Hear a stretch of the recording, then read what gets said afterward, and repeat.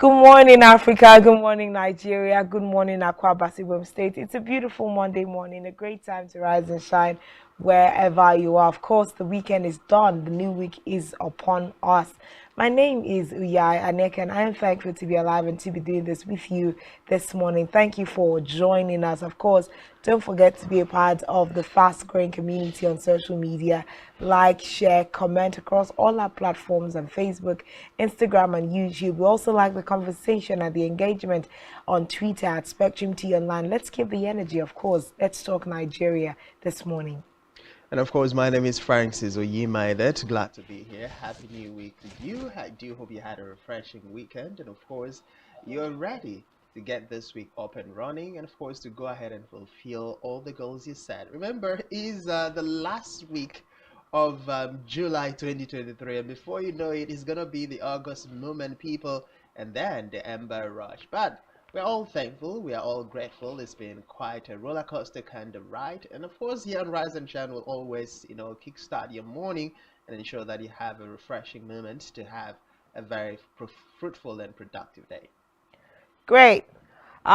It's Monday morning. It's a new business week. We are expecting that the numbers will come in, and we're expecting that a lot of, conversations will be going on. I mean, it's Nigeria. Policy reforms are coming up every now and then. We're hearing it's literally like, oh, what has President Tinubu said today? What has President Tinubu done today? And it's one of the reasons why we're here. I know I would usually ask, like, over the weekend, what was your biggest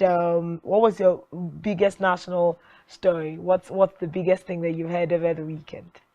Over the weekend, well, a lot of things actually happened over the weekend, but one that stood out was more or less like a speculation because we didn't get to hear from the presidency itself. We didn't get to hear from a reliable authority. There were just, pieces of information, bits of things put together here and there. Speculation that President Ahmed Tinubu's list of ministers and appointment designates has been sent to the Senate and will be unveiled this week. And of course, it's like just a few days left before the expiration of President Tinubu's deadline as far as presentation of his appointees is concerned.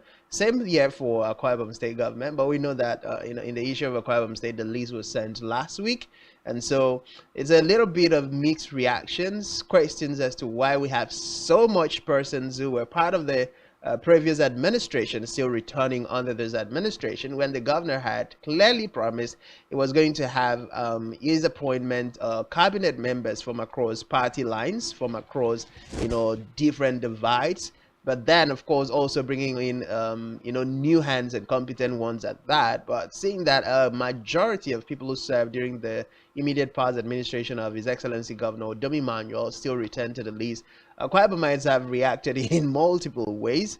But then the governor had come out to tell Akwa Ibomites to exercise patience, and that he believes those who had contributed to his emergence as a governor deserve a piece of the action in his administration before he now tests and then of course trusts before bringing on the new hands. But we'll see how this will roll on. The list is at the State House of Assembly, and of course screening will kickstart as plenary sits this week, and we'll get to see the full list of who and what portfolio they will be given. But at the federal level, Nigerians still don't know who and who is on the list. It's just speculations. Wike is here, who is there, this is there, and all of those. So for me, over the weekend, those were like the major stories like everybody was talking about. We want to know.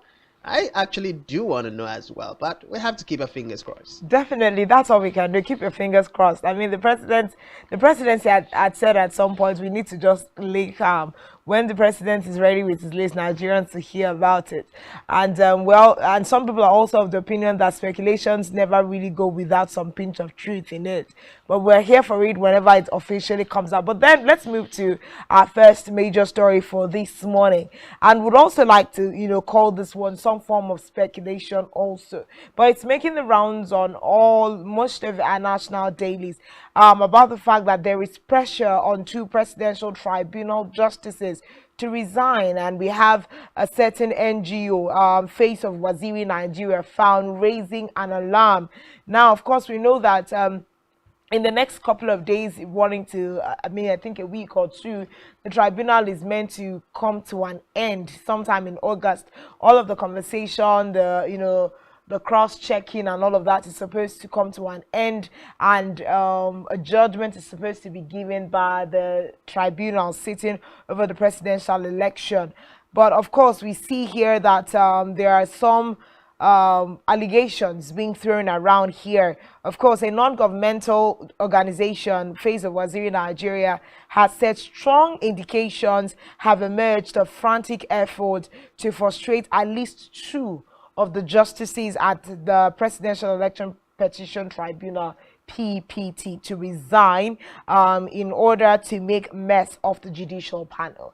Now, these are very, very strong allegations. The director of the group, Comrade Buki Adeni, stated this in a statement issued in Lagos. Now, he said he maintained that given the existing legal proviso, which necessitates a replacement and retrieval in case the justices resign, and consequently translates to buying time beyond the stipulated beyond that stipulated by the Supreme Court, is a ploy to make the case statute barred and of no effect. Now, found allegedly stated there is a move by the president Bola Tinubu to make the justices resign, which is targeted at ensuring the time frame of 180 days elapses before the case is concluded by the panel.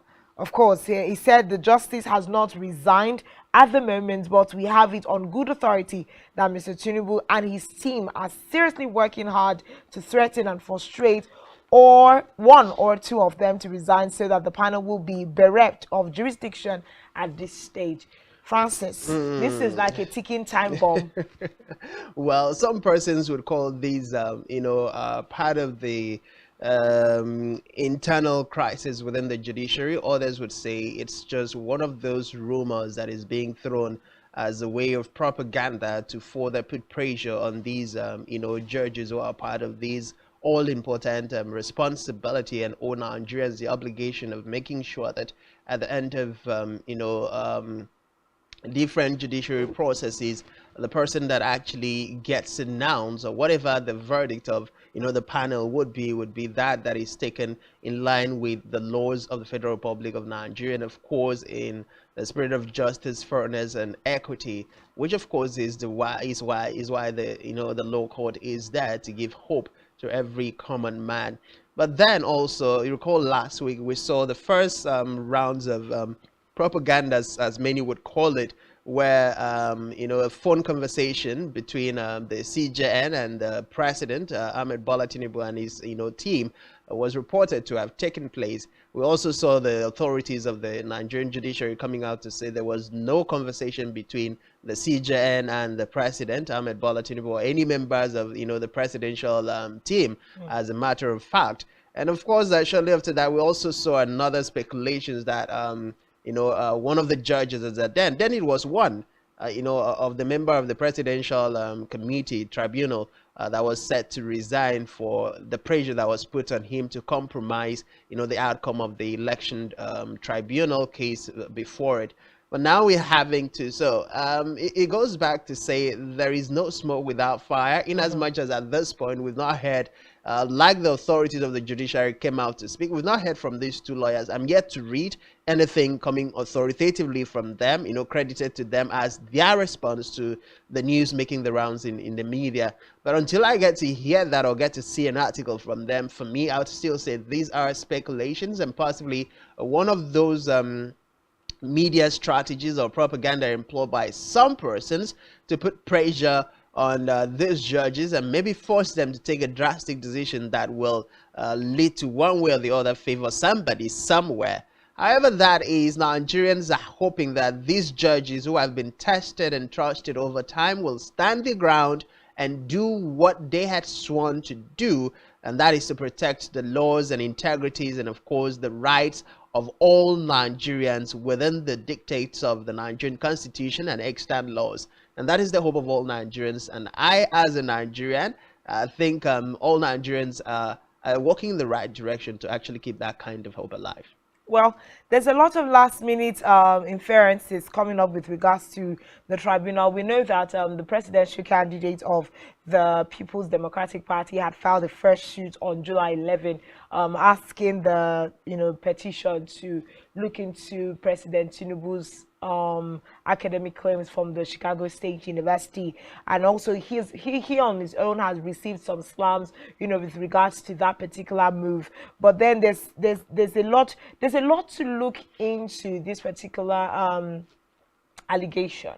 If for instance it comes out false, it will be great. But if for any reason this comes out slightly true, we are looking at the fact that if any of the judges at this time resigns, it's going to be given a gap in the whole tribunal process, meaning that they are going to have to elapse the 180 days that was set by the Supreme Court.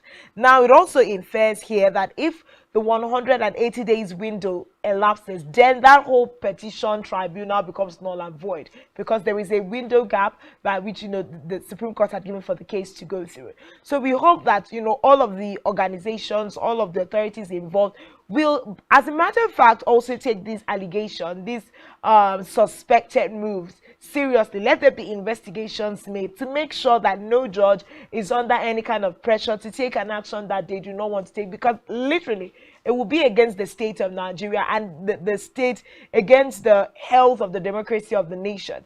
Let the judiciary do what they must do with regards to this particular election tribunal.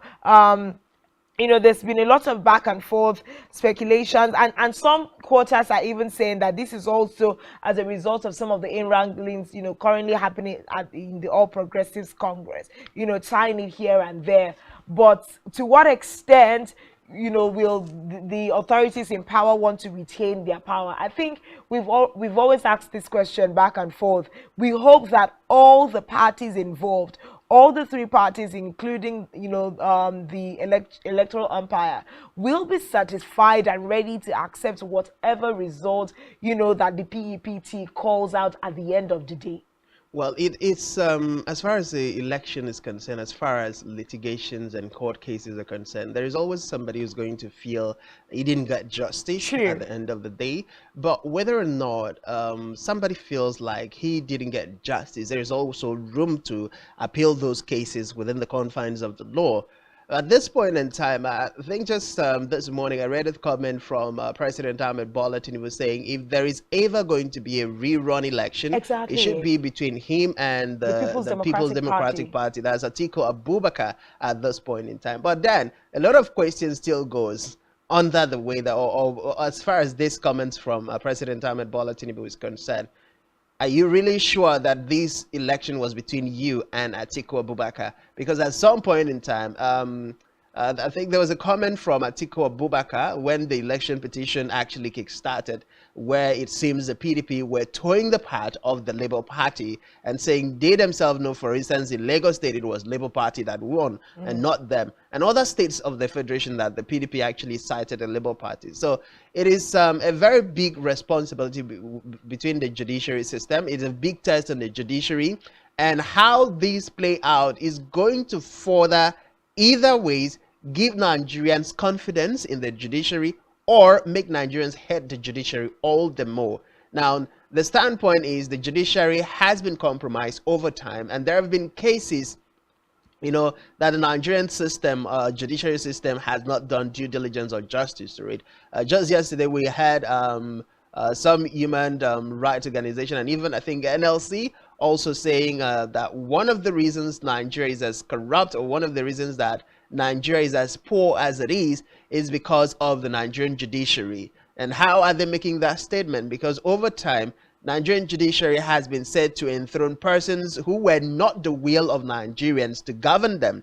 But they go to the judiciary, and for some reason, the preferred choice of the people is taken out. And of course, somebody that was not chosen by the people is, forced on them by the pronouncement made in the judiciary. So it's another time for the judiciary to actually prove themselves that they are actually there to serve Nigerians. I know there have also been concerns about the fact that the Nigerian legal system is wrongly placed. It's not based on proper investigation, forensic investigations, analysis, and all of the things that we see outside the climes of Nigeria. It's basically about who has the better team, who can prove himself better, who can provide more evidences before the law court. I mean, the lady of the law is blindfolded, is blind, and doesn't really get to see things except that is, being weighed live and directed. So it goes down to the evidence, it goes down to the argument of the parties, it goes down to who knows his or her onions more within the processes of the court. And at the end of the day, whoever does that gets to win.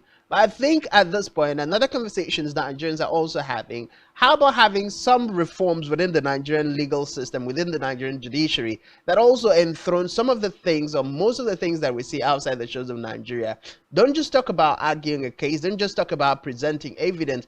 How about investigation, proper investigating team that gets to dig out things about a particular matter, so you get the truth, you get the facts, and when the revelations are made, regardless of what evidences had been tendered, you get to know that, okay, these were just fabricated evidences to lure the court's attention to favor this other party as against the reality and the truth on ground.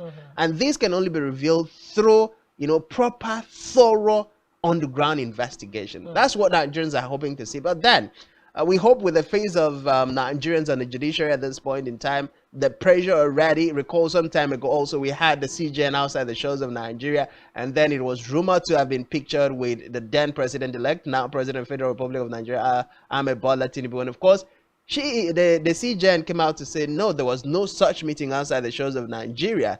So it is time for us to see whether there is actually somebody who is willing to compromise. And if that happens, well, Nigerians will see for themselves. But then there's also the need for Nigerians to be cautious of, taking sides and letting emotions run into their minds. There's a lot to keep our fingers crossed with regards to the election petition tribunal, and it's best that everyone stays calm. Whatever party you're playing sides to, it's better we remain calm and let the judiciary be the ones to actually voice out what exactly is going on. We also know that speculatively, it feels like the presidency and the APC are also throwing up a lot of things that are looking like it's destabilizing the whole process. Last week it was the fact that his lawyers put in a clause in their summary statement to the tribunal, and it was very anarchical in its summary. So we need to also see where the APC or the president's legal team and everyone involved in his tribunal does not pitch him against the state of Nigeria, because some of this, information, some of these statements, okay, if at all there is going to be a rerun, it can only be between myself and the presidential candidate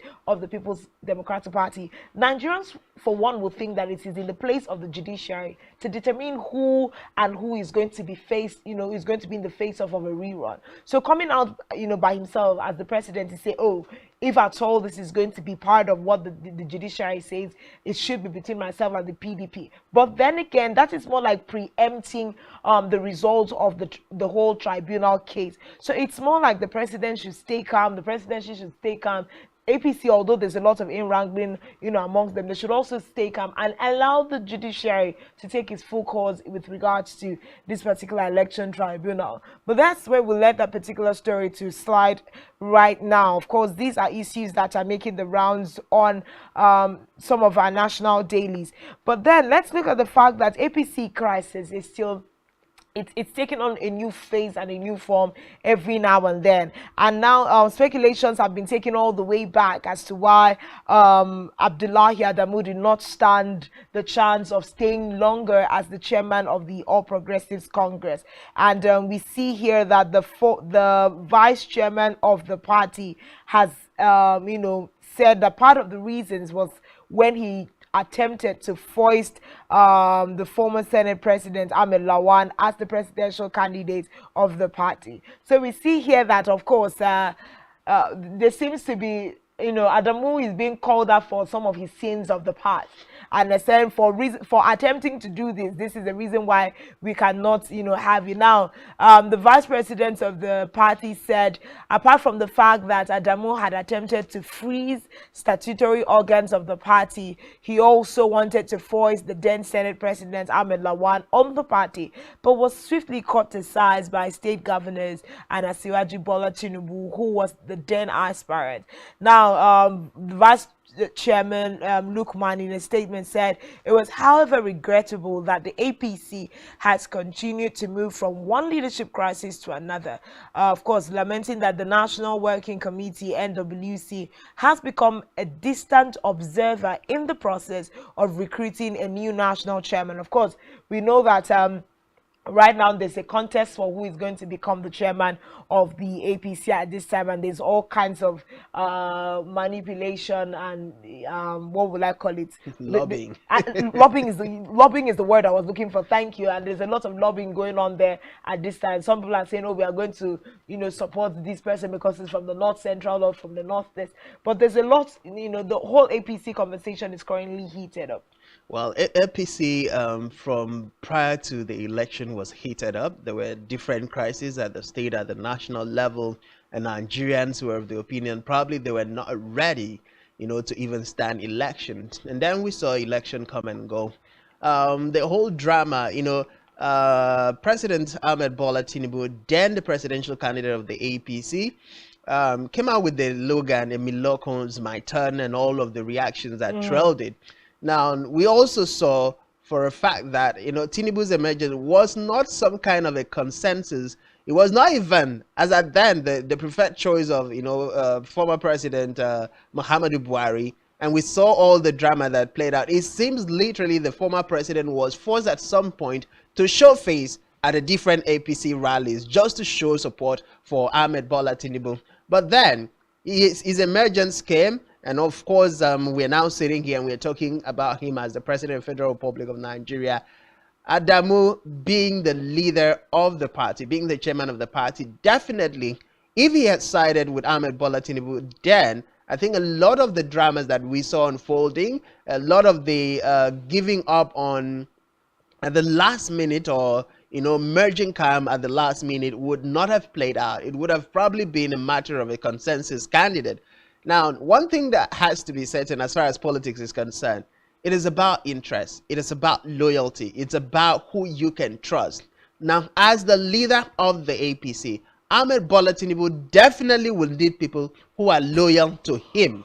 He will need people he can trust to deliver when he wants something done.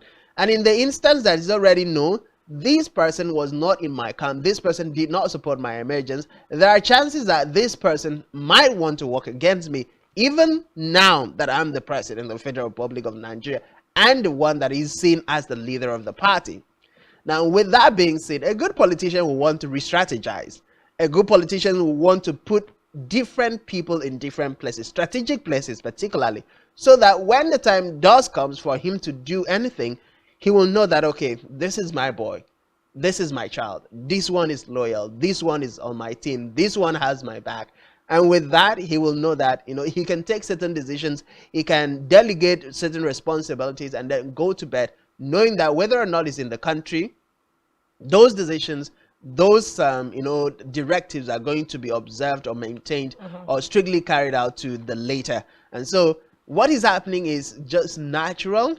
It's rather unfortunate that it's happening this early within the administration of Ahmed Bola Tinubu. And then also, maybe the opposition, if I have to come from the opposition side, they're seeing it as a good thing to show that, okay, the party that is even leading us, they're not in peace. They're not collected. They're not, coordinated. But when did that ever really affect the proceedings of the nation in terms of in-rankings of the party? Never really. Well, it never really. But then don't forget, once a party is divided, there are chances that something else might follow.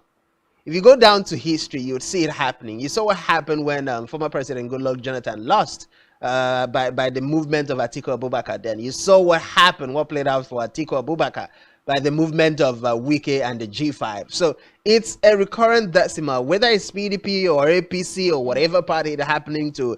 The first thing they need to do is address those issues before it gets out of hand. And like I said last week, you never can tell what Adamu will say. It is one thing for you to scorn somebody who has been in control of so much power, but when that person feels that he's being pushed to the wall and decides to open up against the party he once belonged to, Those are really strong you signals. never can tell what is going to happen. Those are really strong signals because Abdullahi Adamu has been pointed out. Some of the allegations against him by the APC, and the NWC, is the fact that he was positioned in such a way that he was against the presidency of Bola Ahmed Tinubu. And if not for that matter, he was also, so at the point where he was not working for Tinubu, he seemed to have been forcing other activities which they have now put together to say anti-party activities, for which they have with putting English in the front. They have said that he has resigned, but I think one of our guests over the week said he was sacked, from the position. But to put it in English words to make it rest for everyone else, it's more like he has resigned. But then Lukman is saying, to restore the constitutional order of the APC, it is important to look into the zoning as to how leadership positions are to be acquired, and that at this time that belongs to the North Central. Now he said this will only be done if demonstration to commitment to the statutory organs of the party are looked into, so that the debate about replacing the national chairman on all existing vacancies, including that of the national secretary, will be done within the structures of the party. I think oftentimes when we are talking about in-party wranglings, it's just meant to be a soft landing back to what the constitution and structures of the party says. That's why we have constitutions in place. So if we have activities and controversies that are against the structure of the party, just look into the constitution with regards to this. What does the constitution say? If the APC operates its national chairmanship slots by zoning, after Adamu's tenure, whether he resigned or whether he was sacked, whose zone goes in for the national chairman position at this time? These are some of the things that should easily just make the infightings to settle and go away, so that we can go ahead. But that's it for the APC conversation. There's still more to come, and we will definitely dig on it as it continues to reveal itself. But there's a troubling news space. At the end of business week last week, we began to see, there's lots of policy reforms and different activities going on in the nation at this time. And part of the news that we heard towards the end of the weekend was the fact that school fees of public schools had been increased. We are talking unity schools in secondary schools and that of certain tertiary institutions, the likes of University of Lagos. The school fees has been increased, and we are talking the percentile increase is alarming at the time where we are just coming out of cash crunch, and then the whole effect of subsidy removal, taxation attempts by the Tinubu-led administration, and now just on the heel of that, people can barely do anything for themselves. And we are hearing that school fees have been increased across board for unity schools and for certain tertiary institutions, and we are asking, who exactly is holding the trigger of this nation at this time? Where exactly are we headed as a country? It's a bit disturbing at this point. And if I have to throw the parts of the National Association of Nigerian Students, who have called on the student community to prepare for a worse kind of protest, far worse than what was seen during the NSAS protest of 2020, far worse than what was seen during the almost 8 months or more ASU strike. Then it's a ticking time bomb for Nigeria. It's a ticking time bomb for the President Ahmed Bola Tinubu's administration. It's a ticking time bomb for practically everybody in the country, because when people get pushed to the wall so much that it seems every other thing that is happening seems to work against them, you never can tell the reaction. It is not just insensitive for the Ahmed Bola Tinubu's administration to have taken out fuel subsidy. Yes, they've said it's going to be in the interest of Nigerians in the long run, no doubt about that. But we've had the NLC, we've had the Manufacturing Association of Nigeria, we've had other trade union organizations telling the presidency, look, we appreciate the things you're doing, we appreciate the policies you're making. They are taken in the right direction, but you need to slow down, because these policies are not something you just throw all of them like a bombshell at the same time at Nigerians. Nigerians are trying to just understand or navigate, just getting by the fuel subsidy removal, and you're throwing other things. Just hold that thought because we have the Dean of Students, University of Uyo, joining us this morning. He is in charge of students at the University of Uyo, which is a federal university, and he will best understand what this means for the university community and students at this time. Good morning, Professor Etefia Ekanem. Thanks for joining us this morning. Thank you, Uyai, Good morning, and the Professor. rest, and the other members of the team there. Thank you I very am much. joining you as a TFI Canon. I'm joining you as a TFI Canon, Okay, thank you. not as Dean of Students, not Okay, as Dean of Students, okay. please. Okay. Thank you for joining us. At least you're in the university When, system. You're in the yeah, when university. you invited me, I stressed this. Yes. Okay. All right. Thank you very much for joining us this morning. It's important that we look into this issue because it's troubling. We've got information that school fees have been hiked in, certain federal institutions, and it also it goes beyond the universities alone. We also see that in unity schools, the likes of King's College and the likes, their school fees have been hiked by the federal government at this time. And a lot of bodies are saying that we don't, not like we had, not just like Francis was saying, not that we have a problem with the fuel subsidy removal and the likes, but trying to churn out policy reforms, so many of them at the same time. Literally, Nigerians do not have the opportunity to breathe. It's from one situation to the other. But holistically, when you got wind of this information, what were your first-hand thoughts with regards to this price hike in the fare of education? Well, let me say this. When the federal government came up with its position of removal of fuel subsidy, we should have expected that it was going to have rippling effects and that it was going to affect almost every aspect of our national life. So it is not just a matter of saying school fees will be or are being reviewed upwards. No, it is trying to face the realities on ground. For the unity schools, for example, is it possible that the amount of money a child a child in the hostel was fed say in January 2023, now that amount can still maintain that child or feed that child today? Let us be very realistic. Let's be very realistic. It is not. The principals and other caretakers in the school are buying in the same market Nigerians are buying from. So let us be very realistic. How would a parent feel assuming 500 naira was used to feed a child in a day as of January 1, 2023? Today, would a parent want or still believe that 500 naira can feed his child in the hostel? What can 500 naira buy? What is the value of 500 naira between January 1 and today?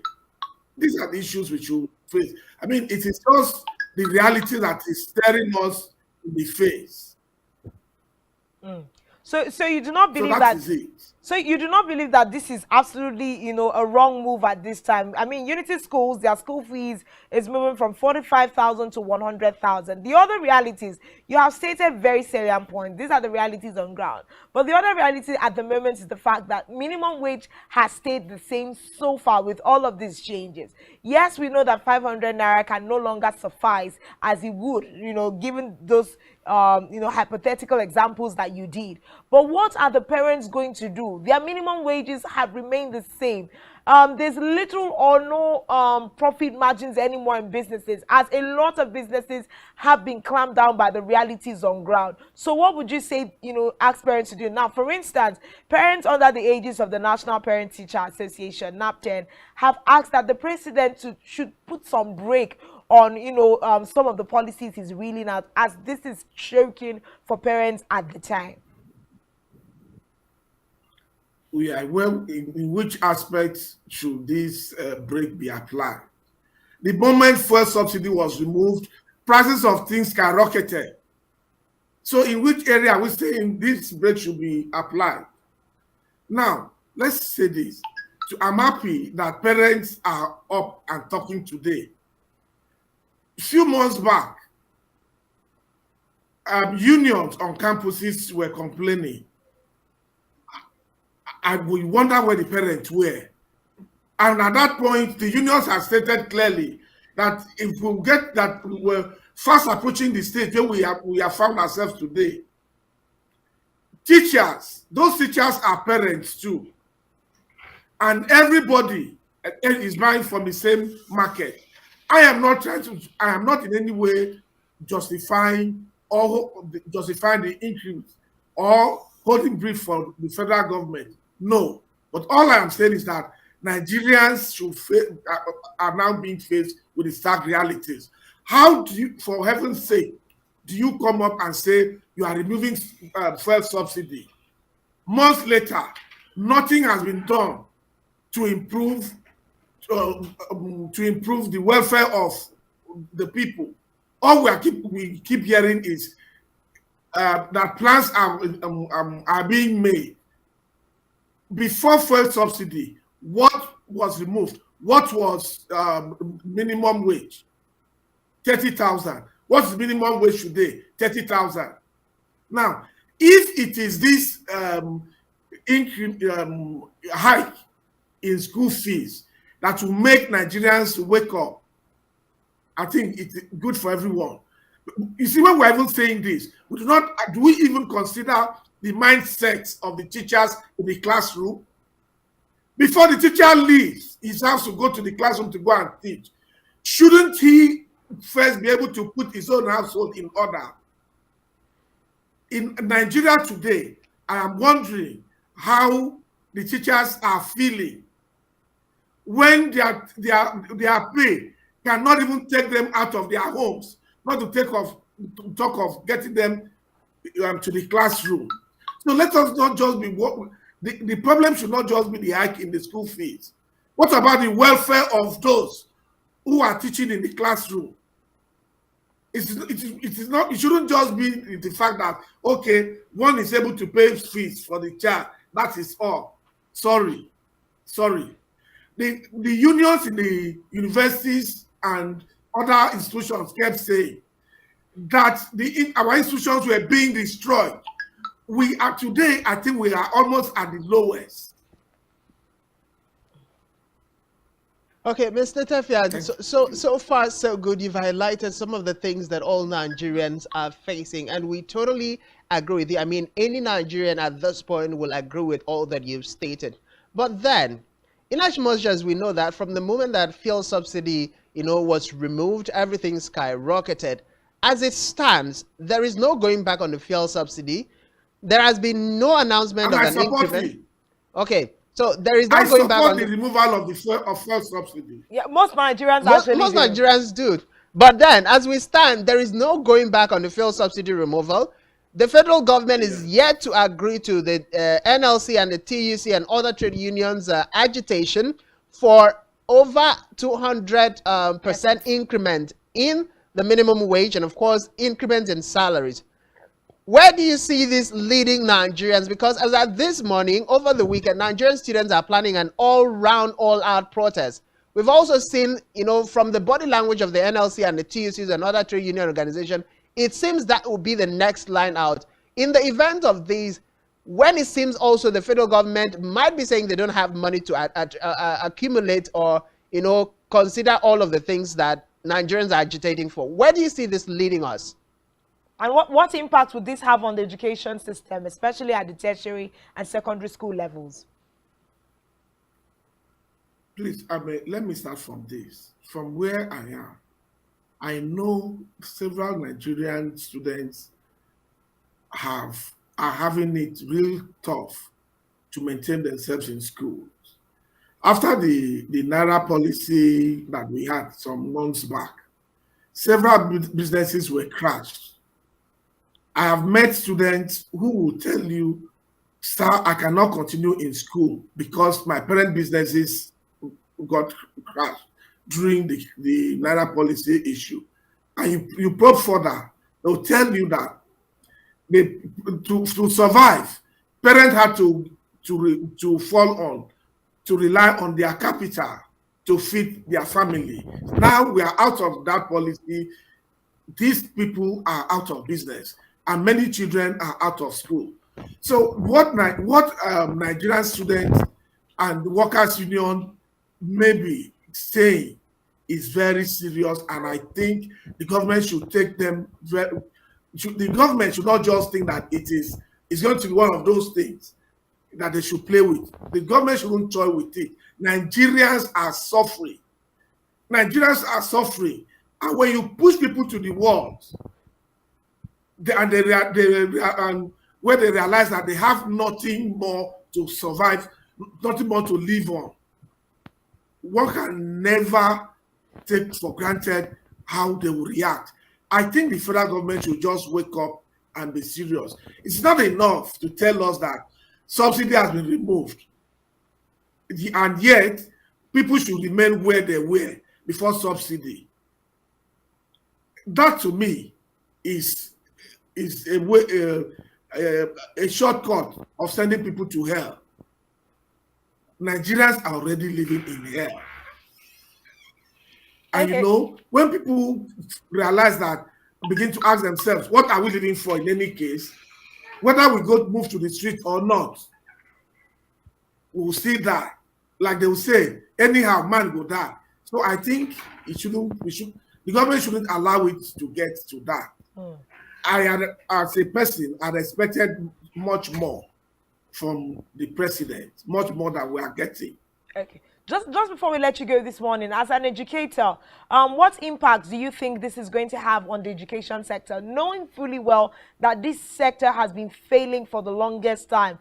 Last year, we just came up from a life-wrenching strike by ASU, and several other bodies are asking that infrastructure, welfare, and different things be looked into. Even the quality of education that our students are having in school. Now, with the price hike and all the realities on ground, what are the expected impacts on the education sector in Nigeria?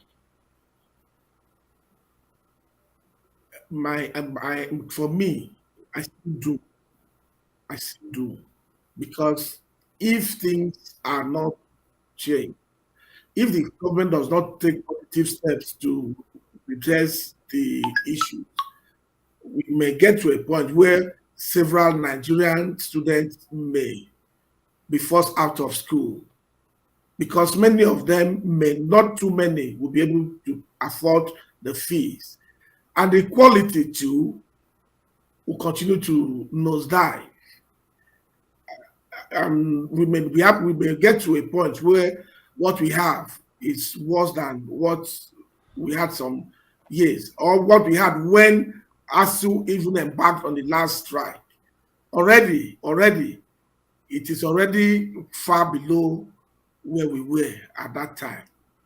So I think it is perhaps a national emergency should be declared in this sector. All Okay. right. All right. So just before we let you go, there's another angle to this that I like to just feel your pulse. Now, with the cash crunch and the fuel subsidy removal, one of the things that is unarguably happening is the fact that Nigerian students are having it very difficult. Let's look at this and the crime rate, because the tendencies of students not being able to afford taking care of themselves, oftentimes around the school environment, the resultant effect has always been pointed towards, unholy activities such as, cultism, armed robbery, and all of that. In the event that going Yeah, forward, we that's still can't solve this holistically and promptly, what would be the impact on the rate of crime, particularly around the campus community? Well, let me say that we shouldn't get to that point. We should not get to that point because that may lead to a complete breakdown of law and order, where one gathers young people who cannot fend for themselves, who cannot meet their needs, who find themselves as being helpless. That might spell doom for the entire nation. And I believe we shouldn't get to that point. Let us pray we don't get there. Yes, so let us hope that the federal government will be able to get things fixed and on time too. Because if it gets to that point, the rate of crime will certainly go up. The society will become very unsafe for everyone. And I think we shouldn't get to that point.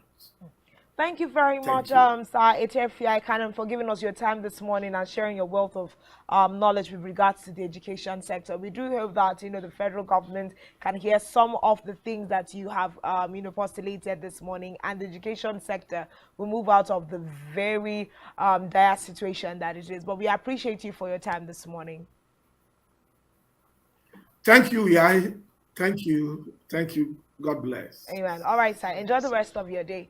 Well, that's the much we can take with in particular to that conversation in the education sector. Trying times for most Nigerians, but Mary Joseph is on standby to bring us the news brief. When we return, there's more critical conversation we need to have. Everything, literally, now we would say that Nigerian bridge is falling down, but on what part of the bridge are you on? These are conversations we'd love to have.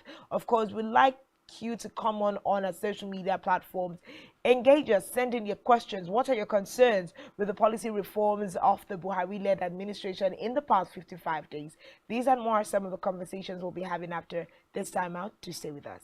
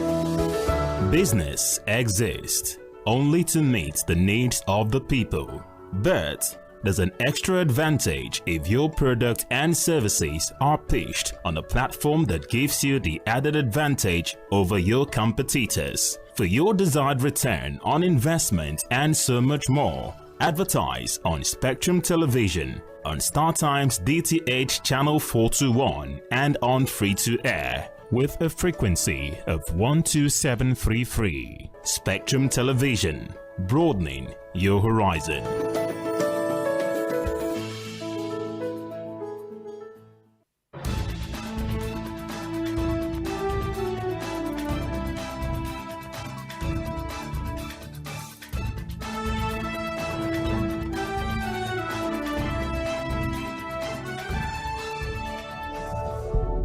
Spectrum TV, broadening your horizon. Every society is premised on the quality of relationships forged by its inhabitants. The health of these relationships determines how well people, relationships, organizations thrive and how long they stick together. Join Uyai Anyekan on Connect every Wednesday from 6 p.m. to 6:30 p.m. and on Sunday 2:30 to 3 p.m. on channel 421 on Star Times to catch all the conversations, interviews, real stories and how to navigate relationships and family life in the 21st century. Real people, real faces, real stories. Connect live on Spectrum Television. Nigerian police, which is the only one allowed by across them. Our governors have to share police powers with the president as stipulated by the constitution. We do not have a federal government police force. We have the Nigerian police force, which shall be administered, organized, and supervised by the Nigerian police. No, my lord, I want to say something. I want to say something here. Perhaps it might also enlarge the scope of people who should be invited here for examination. My lord, if we cannot find those who literally murdered Abiola, who are those people who could be said to be the beneficiaries of the death of Abiola? Rogers has linked you with some of the killings he did. He never did. He linked you with the attempted murder of Hebrew. He did not. My lord, the matters council is leading the evidence in our matters. Is this an adversary proceeding? It's not, my lord, but we can't be talking about cases which are in court. Is this an adversary proceeding? It's not, my lord. These cases are in court, my lord. I'm just reminding your lordship. My lord, sorry, my lord, I think I'll be in cross-examination. Legally Speaking, a program that deals with legal issues and questions we face as citizens of this amazing country, Nigeria. Legally Speaking. Join us every Friday from 5 p.m. to 6 p.m. for Legally Speaking.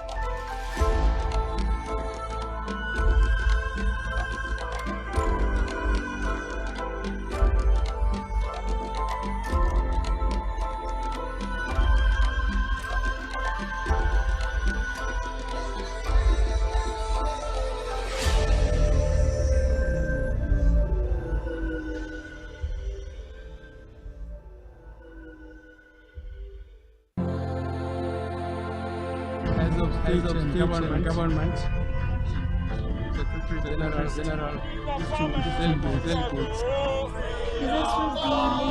voting for Spectrum TV to recover for the lapses taken into account.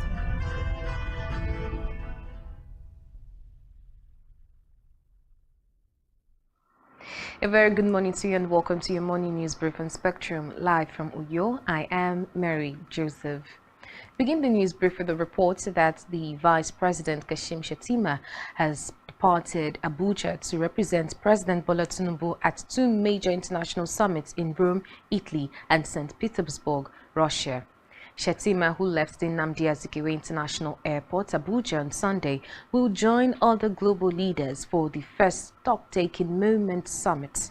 with the theme Transforming Food Systems for People, Planet and Prosperity, holding from Monday, July 24th to Wednesday, July 26th.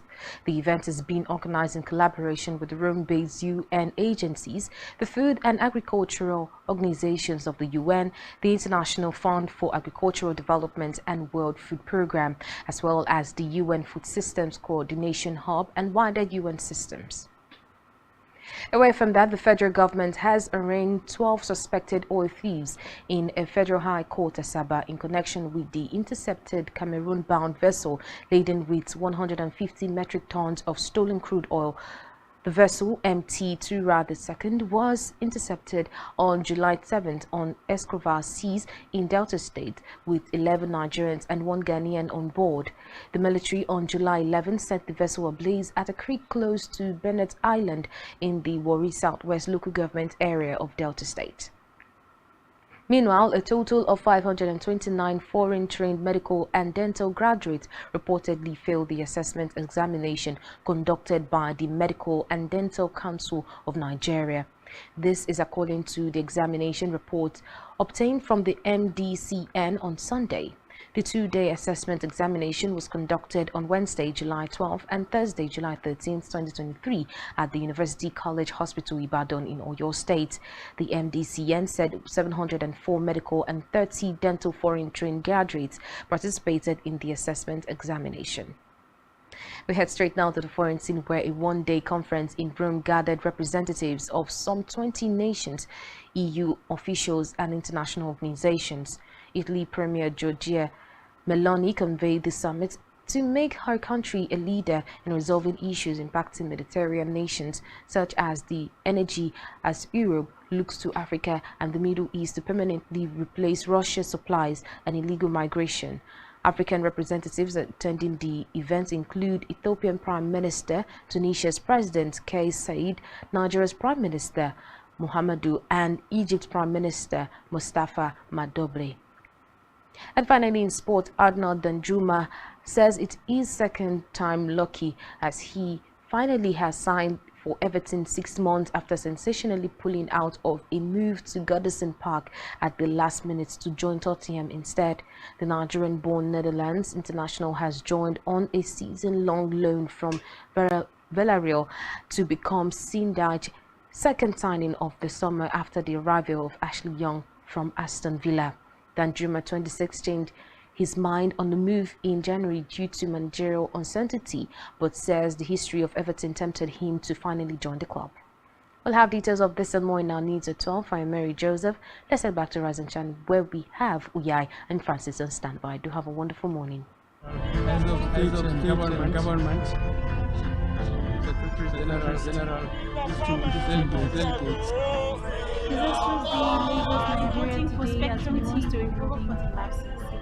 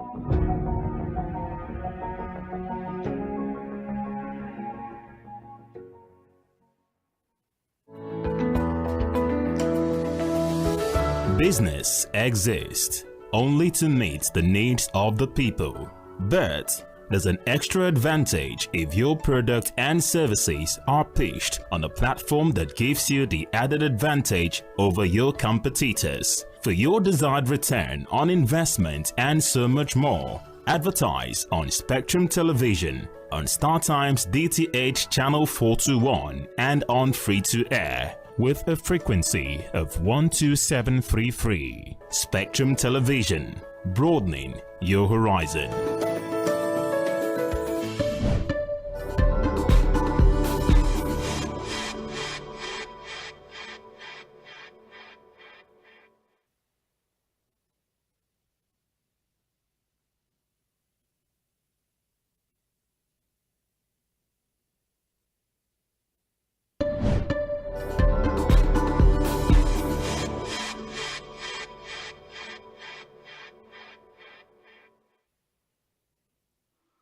Glad to welcome you back. This is still Rise and Shine coming to you live on Spectrum TV. And of course, we're beaming live from here, the capital city of Akwa Ibom State.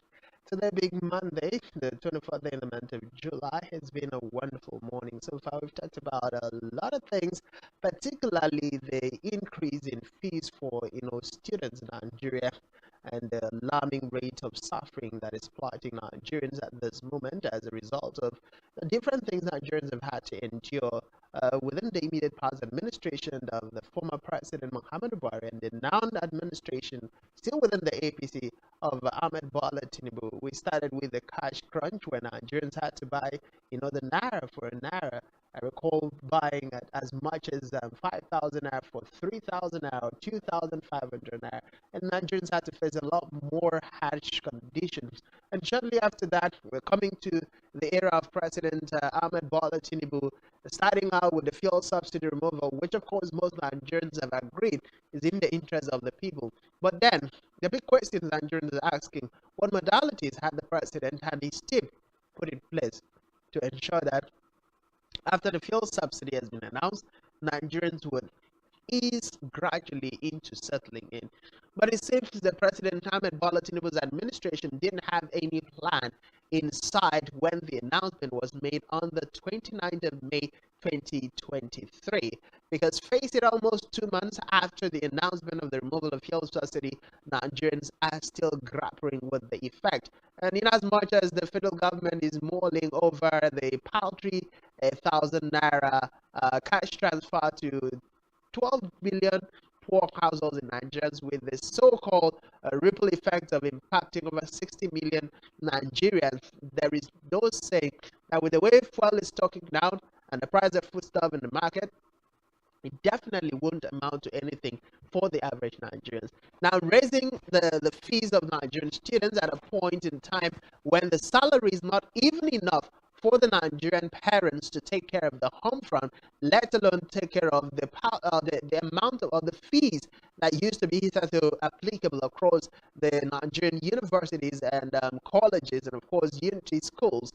And now we're talking about almost 100% or more, almost a 200% increment in terms of fees and of course the rolling cost of students in the campus. We're looking at the repercussion of these in the event that the federal government does not promptly address the different challenges faced by Nigerians. The National Association of Nigerian Students have said they are gearing up for a more terrifying all-round protest.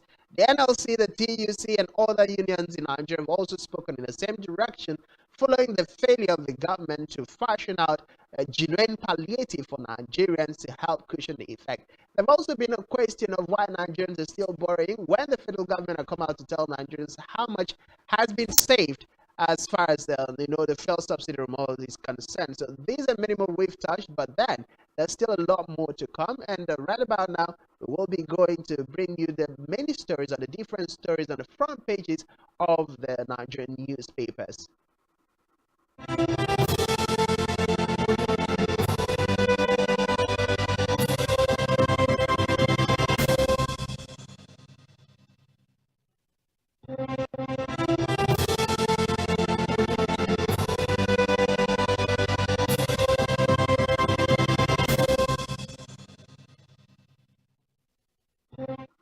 On Daily Spotlight this morning, we're going to start out with the Punch newspaper. Big story on the Punch this morning says workers kick as governors borrow 2.2 trillion naira from banks.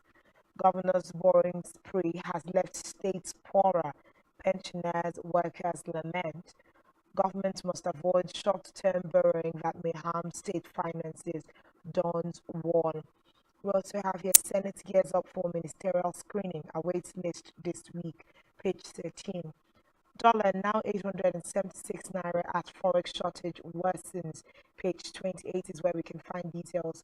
Ganduje intensifies lobby as North Central APC demands chairmanship slot. Page 14 is where we can find details of that. NSARS 103 recovered bodies, not Lekki tollgate victims, says Lagos. Of course, there are speculations that the Lagos state government released, I think, some tunes of million naira to covertly bury victims from the NSARS protest. Of course, you can find details of that particular story on page 16. NDLEA seizes 3.7 billion naira tramadol at Lagos Airport. Page 4 is where we can find details. Ogun begins probe as 8 die after alcohol bound. Page 5 is where you can find details, and that's all we have on the front page of the Punch. Well, our next up this morning is the Nation newspaper. On the front page of the Nation newspaper this morning, the kicker there says APC NEC to ratify Ganduje Basiru as chairman, secretary. And the writer there says party caucus endorsed choices why Adamu Misere had to go by Lukman. And of course, you can find that on page number 6 of the Nation newspaper. Still on the front page, and SARS. Nobody taken from toll gate, says Lagos government. That's on page 5. When Nigerians' equities outperform global stocks with 1.3 trillion naira again. That's on page 8 of the Nation newspaper. Still on the front page, Shatima in Rome for Global Food Security Summit. IMF forecast weak growth, inflation surge next year. Those two are on page number 2 and page 5 of the Nation newspaper. Still on the front page, Court of Appeal, e-transmission of result not mandatory. That is on page number 4 of the Nation newspaper. And the last but not the least, markets await monetary direction from CBN's MPC. You can find that story also on page 4 of the Nation newspaper. Why I deserve re-election by Uzodinma. Many feared killed in Ore fire. That is on page number 5 of the Nation newspaper. Those are the major stories that you can find on the front page of the Nation's newspaper. Moving on, we look at Nigerian Tribune. Nigerian Tribune, the big story there says NSARS, Lagos plans burial for 103 bodies. Government says victims not from Lekki toll gate. Page 3. We also see here heavens will not fall if justice is done. Atiku replies to Tinubu. We also have here volatility in foreign exchange market unsettling. CPPE. Page 6 is where we can find details. MPC economists warn against further increase in benchmark interest rates. Page 7 is where we have details. NDLEA arrest drug lords in Lagos hotel. Page 26 is where we can find details. How National Social Register was conceptualized in 2016, says NASCO. Page 3. Fees hike, parents lament, where options. Petrol subsidy removal akin to new Naira redesign fallout, says Nigerian. Details can be found on page 2. 20 feared killed as fuel tanker explodes in Ore. Page 27. Police now Benoist attempting to use 9-year-old son for money ritual. So sad story. Page 27 is where we can find details, and that's all we have on the front page of the Nigerian Tribune. Well, next up is Daily Trust newspaper this morning. And on Daily Trust, on the front page of Daily Trust newspaper, you'd find the concerns mount over Tinubu's directive on grains. That's on the kicker. And of course, the writer says strategic reserves dropped to 150,000 tons sources. And of course, 24.8 million Nigerians risk acute hunger. That is from WFP FAO report. CBN releases grains, says distribution begins today. 5,000 trucks needed. Those stories you can find on page 4 of the Daily Trust newspaper. Reverse chaotic subsidy policy. That's on page 17 of the Daily Trust newspaper. Of course, still on the front page, Sanwo-Olu approved 61 million naira for burial of 103 NSAS victims. You can find that on page number 3 of the Daily Trust newspaper. Just before we go, Ogun students beat teacher who stopped exam malpractice. That's on page 20 of the Daily Trust newspaper. And of course, Davido under fire over offensive video against Islam. That's on page 16 of the Daily Trust newspaper. And the last but not the least, kind of loses 2 ex-commissioners in 3 days. That story is on page 18 of the Daily Trust newspaper. And those are the major stories you can find on the front page of the Daily Trust this morning. Our last paper for this morning will be the Vanguard. Looking at the front page of Vanguard this morning, the big story there says Tinubu hogs deadline, replaces 4 names on ministerial list. Choice of APC chairman creates ripples in APC. President torn between Ganduje and Al Makura. We have details on page 5. We also see here Ado Bayero from the daughter's lens. Okay, page 4 is where you can find details.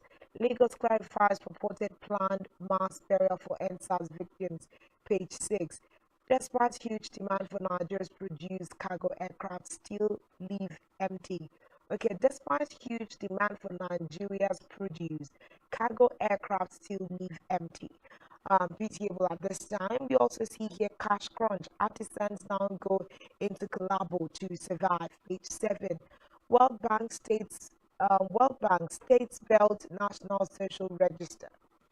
Page 27 is where you can find details. APC crisis. Adamu's greatest sin was trying to impose Lawan as presidential candidate, says Vice Chair Lukman. Page 9 is where we can find details. School fees increase. Don't snuff life out of us. Parents beg Tinubu. Over 1 billion people risk hunger globally, says World Bank. Page 8 is where we can find details on financial news this morning. We see forex prices. Insurers struggle to grow income from imports. We also have here, as the last story this morning in sports, WWC will push for maximum points against Australia instead, says Ajibade. Okay, that's all we have on the front page of the national dailies this morning. And the most we can take, of course, crisscrossing our papers this morning is the deadline that President Tinubu is almost hitting with the release of ministerial list.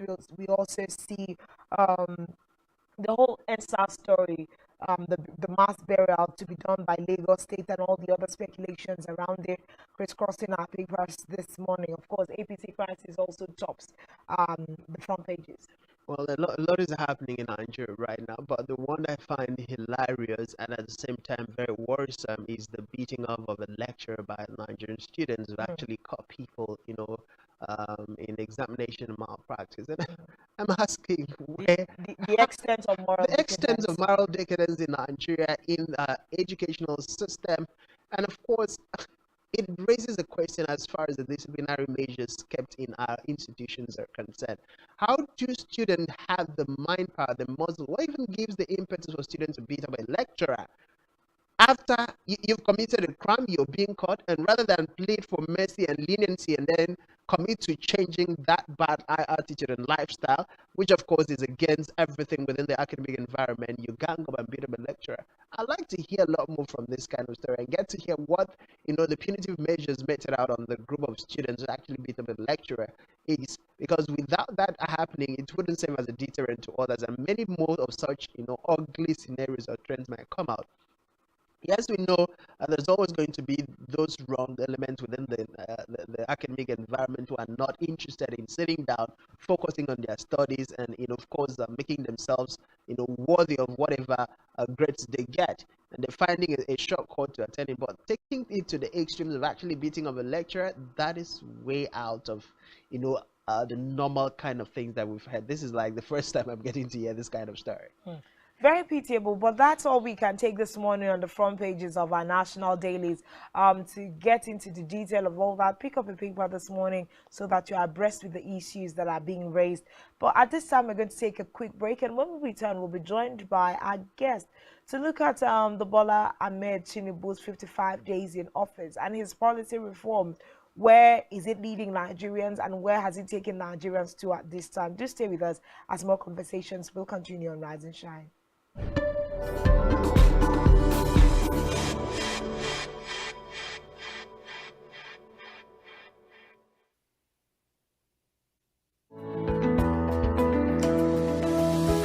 Business exists only to meet the needs of the people, but there's an extra advantage if your product and services are pitched on a platform that gives you the added advantage over your competitors. For your desired return on investment and so much more, advertise on Spectrum Television, on StarTime's DTH Channel 421 and on free-to-air with a frequency of 12733. Spectrum Television, broadening your horizon.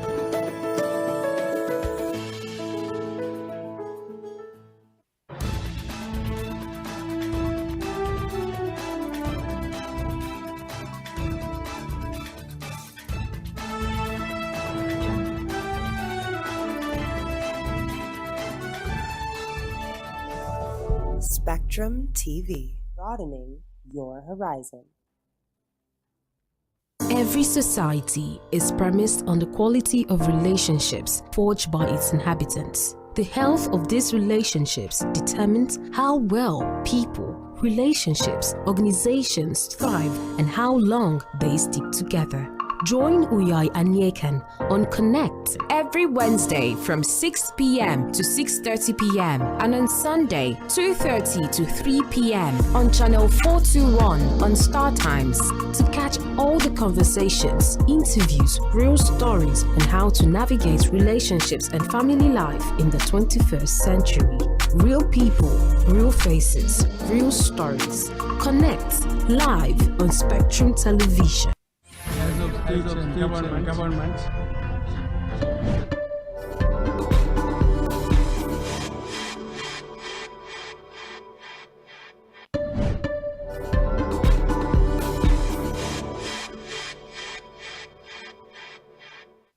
Welcome back and thanks for joining us. If you're just joining us, this is Rise and Shine and we're coming to you live from Uyo, the capital city of Akwa Ibom State, Nigeria. Several conversations have already gone on topical issues. Of course, we like to do Let's Talk Nigeria on Rise and Shine.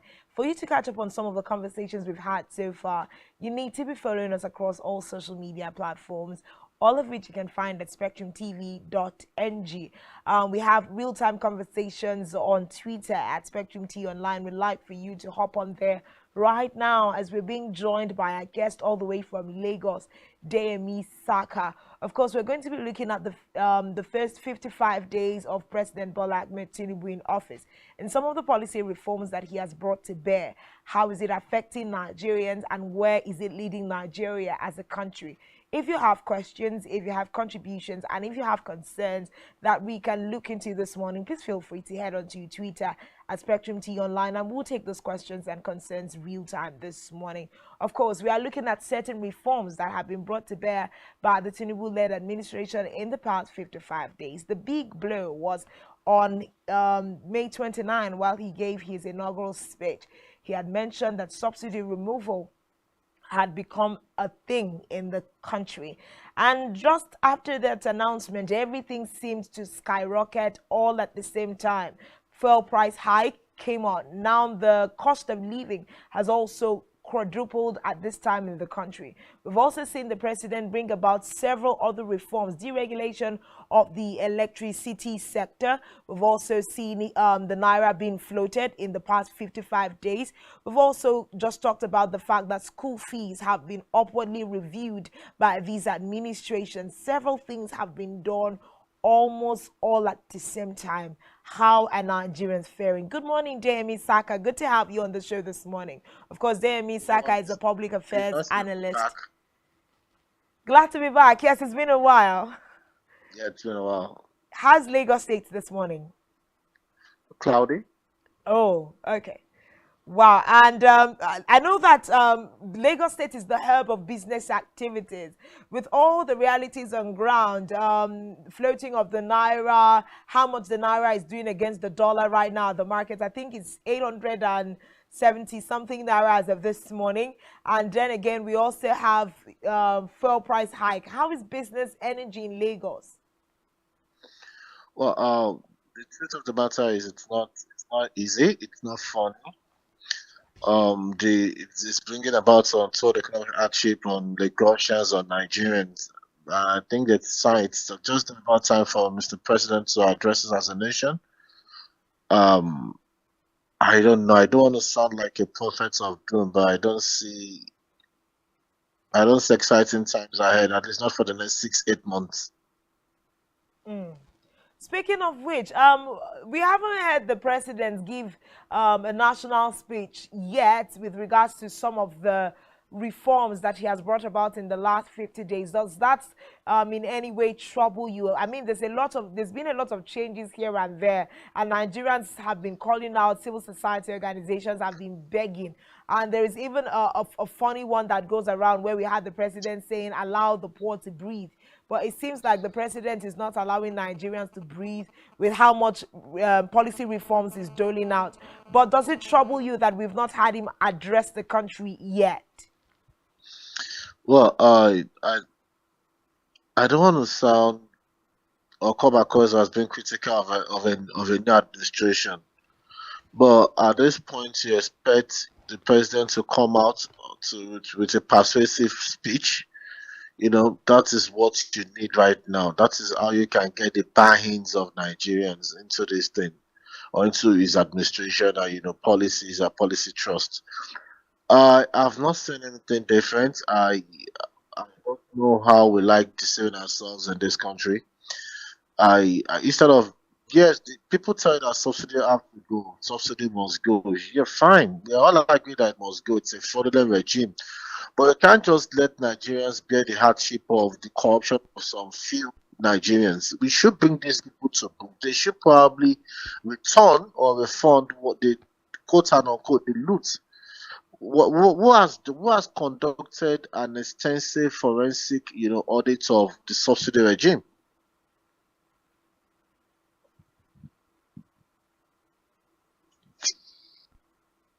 Okay, I hope that network is not getting on the way.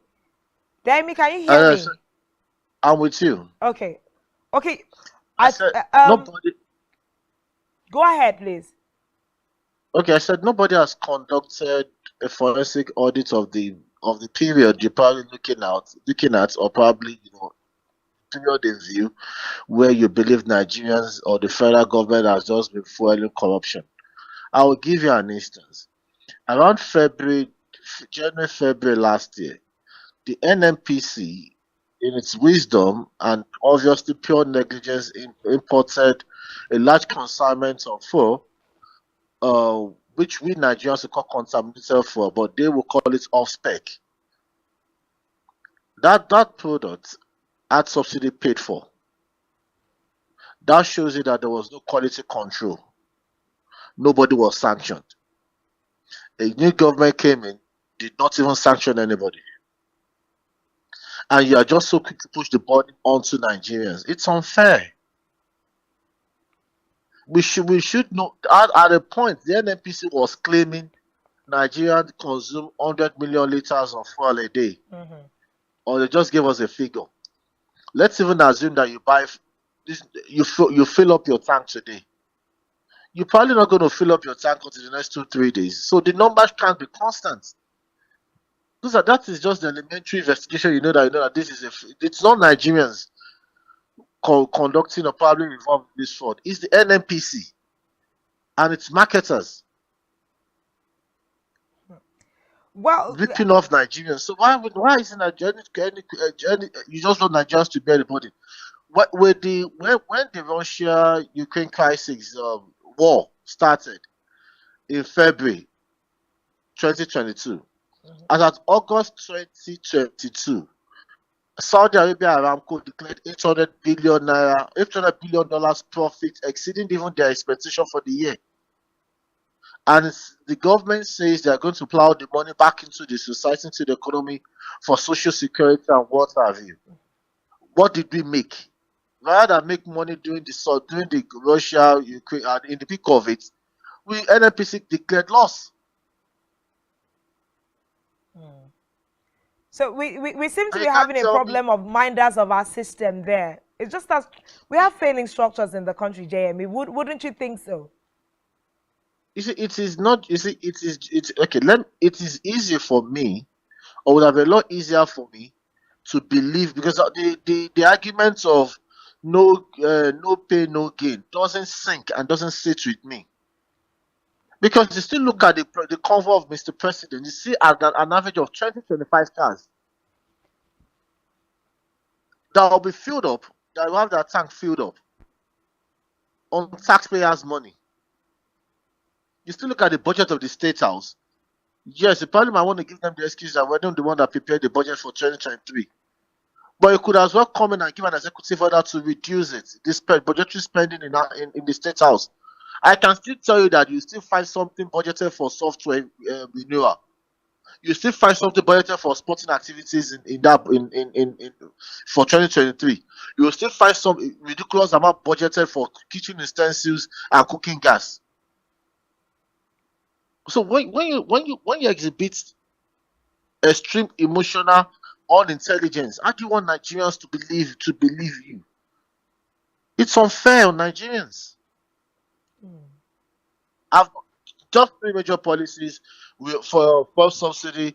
The increment in electricity tariff was brought forward. You came up with student loan. Yeah. Sorry, student loan. If you look critically evaluate it doesn't even favor Nigerians. We also have the issue of floating of the naira. Of course, floating of the naira was readily celebrated by Nigerians when that information came out. But I think a few weeks on, and we are beginning to see where that really puts us, especially for those, doing international businesses. The fact that you wake up today, the dollar to naira is, a different price every day. The impacts are becoming enormous, for Nigerians at this time. When this is it National Nigeria Bulk Electricity, whatever, embed said they're probably going to adjust the electricity tariff in relative to the exchange rate. You probably should imagine what's going to happen. And for Mr. President doing this campaign that even his supporters claimed he was going to hit the ground running, an average Nigerian believed, assumed that it's a week or two into office, he would have formed this cabinet. 55 days into office for a man that says he's going to hit the ground running. He's just 5 days away from the 60-day mandatory, as mandated by the Constitution, to form a cabinet. All these things has inputs in the economy of the country. Direct investors' confidence and what have you. Okay, another issue I'd like to raise. Now, let's just look at his 55 days holistically. In some aspects, many see President Bola Ahmed Tinubu to have come in with a sledgehammer on the country, whether it's in the economic sector or those that Nigerians even think that the president is carrying out some forms of vendetta on. Remember that in the course of this 55 days, we've seen him suspend the CBN governor Godwin Emefiele and that of the Economic Financial Crimes Commission, Abdul Rashid Bawa. Now, some people have pointed that out as some form of vendetta. the CBN governor is due to be arraigned sometime this week as part of the information that we have gotten. How do you think that this affects the perception of the president and even his economic reforms? Because certain financial decisions have been recently made.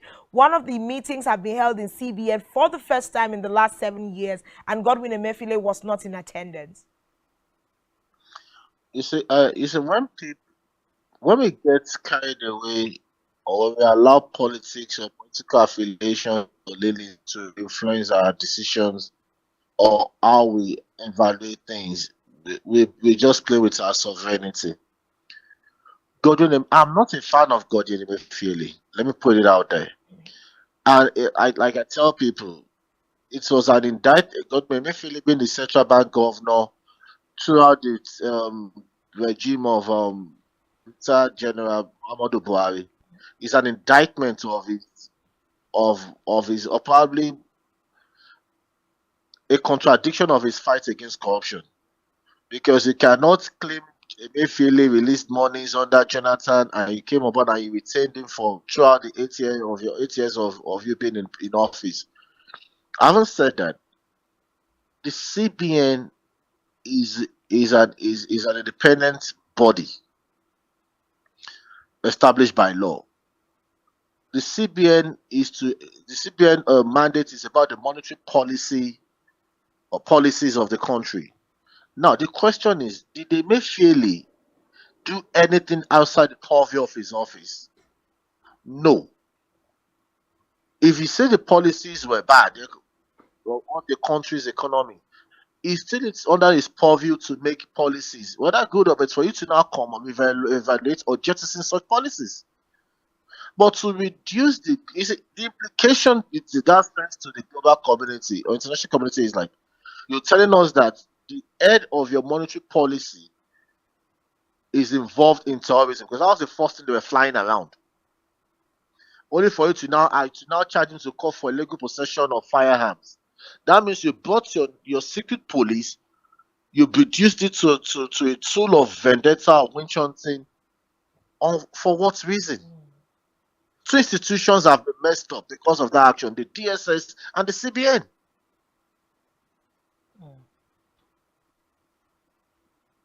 EFCC, Abdulrashid Bawa. Same with. I'm not a fan of Abdulrashid Bawa, but Abdulrashid Bawa has been also suspended, but has not been charged to court.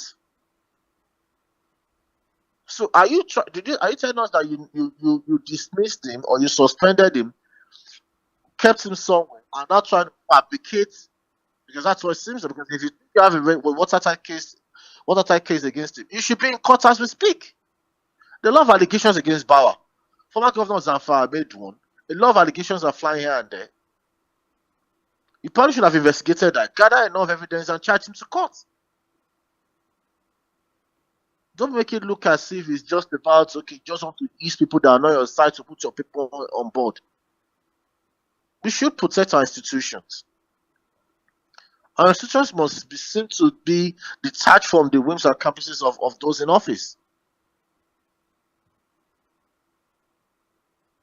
I wish Nigeria well.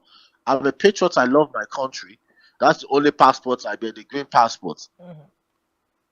But we should question our leaders. We should always, critique what they do for the interest of the country. Well, this is a lot at the same time happening for us in the country. Now, something else that is a matter of concern is in the midst of subsidy removal, the cash crunch that came and went, and the impact that it had on businesses all over the country.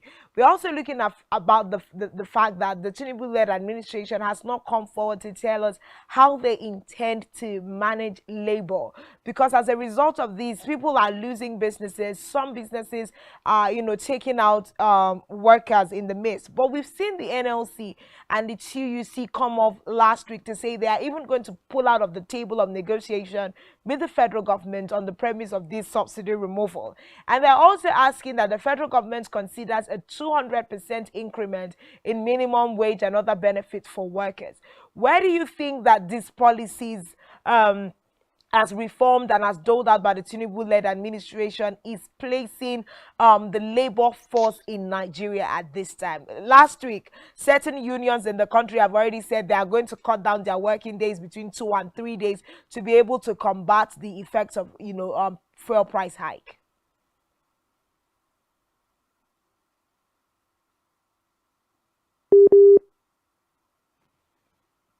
To you, the union or the trade union goes to the table demanding for increment of the minimum wage, which obviously should have been increased, like in line with the existing laws.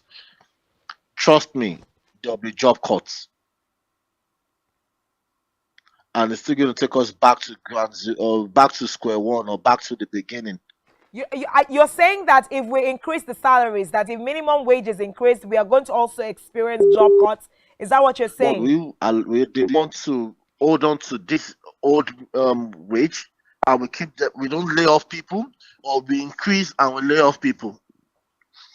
That's going to be what's going to happen. And at that point, you find out that the labor will probably be held hostage or probably held at ransom. That is one. Secondly, you want to ask yourself, what you see? I don't. That's one thing I advised against, or probably has been my sentiments or my fears. We should be careful probably electing and promoting people that we've created a mosaic, or probably a mosaic status out of them. It seems to get away with a lot of things. The same thing happened with General Muhammadu Buhari, for President Muhammadu Buhari.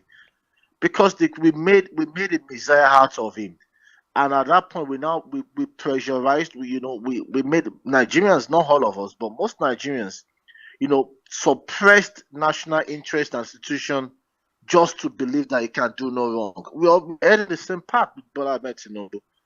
People will cult hero as that cult followership in government is dangerous to the country and institutions. I pray the love and the interest of Nigerians and Nigeria, is so much in Bola Ahmed Tinubu, President Bola Ahmed Tinubu, that it probably will work for the country. I won't get carried away with that cult followership it commands among Nigerians. Because the truth, we can't talk about Nigeria moving forward if we don't look at the exchange rates and what have you. These are things that would determine even the price of bread. A bag of sachet water has jumped from 150 to 250, in some places 300 naira.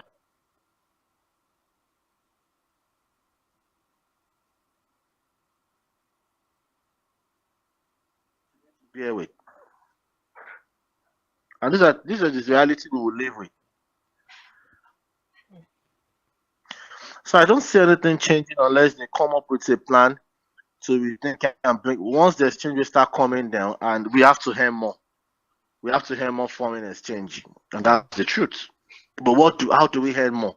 The only thing we're relying on is oil for now.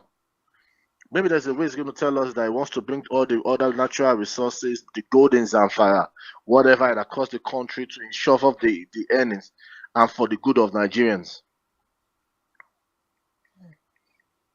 That's the only way out for me. But if you're relying on oil, we still want to make more, because the more dollar we earn, the more it's good for the government.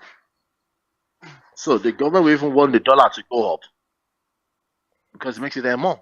So are you saying that the naira per dollar, as it continues to go up, that it's in the economic advantage of the country at this time, so that we are experiencing more foreign direct investments? It sounds great for us on paper that we are earning more, because if a dollar, I'm just saying, I'm not a prophet of doom. If the dollar should go as high as 1,000 naira to a dollar, if we earn $10 billion, you probably knows that it's more in naira on paper. That's the paper value. But if you now look at the other indices, the price purchasing parity, or the purchasing power of Nigeria, or purchasing power of the naira, you realize that it has reduced. Okay, so something else this morning, Jeremy, just crisscrossing, because we are talking about how much impact of this policy reforms Nigerians are having to grapple with at the same time. So it's like, you know, you wake up today, this is Monday and it's a new business week. Nigerians are more like, okay, what are we going to be hearing new? But over the weekend, we received information as to the fact that school fees have been increased for Unity schools from 45,000 naira to 100,000 naira. And we're also seeing that for certain tertiary institutions also, their school fees have gone up. Now, we've had a guest this morning that explains that this is to be expected as a result of the subsidy removal, that everything else will go up. But we are also asking, all of these things in place, how are we going to move forward as a society? Looking at the fact that we've just talked about the fact that minimum wage has not changed, and you have asserted that even if minimum wage is to be increased, some people are still going to be losing their jobs on this. What are your thoughts about this school fees increment at this time? No, I think the first thing the government and all arms of government should do, they should demonstrate enormous sensitivity to the plight of Nigerians. This is not the time for the National Assembly to be proposing 70 billion naira renovation or whatever wardrobe allowances. This is not the time for you to just want to go on the streets of Abuja and you see the cover of Mr. President and you see 20, 30 cars. You probably want to see the budget of the State House or the presidency, and you keep asking yourself, why are we the one tightening our belt, and why are they loosening their belt because they are getting bigger or fatter? These are the things Nigerians want to see. And moving forward, we should move away from tokenism. We increase this to push through money at the people and what have you. The first thing I was expecting is before you want to remove subsidy, you should have built up or probably increased or established a refining capacity that gives you a competitive and comparative advantage in the market. Even if it's just 10 naira, 30 naira differential you get by being an active player in the market, it's something. It gives people a breather. You can't just say government doesn't have business in business and you're in the business of governance. We should look beyond that. I pray, and the first thing we need as Nigerians is Mr. President should come out and address Nigerians and tell us how he wants to get us out of this hardship. A bag of rice have jumped up from 36 naira to for 2,000 naira, depending on where you're buying it from.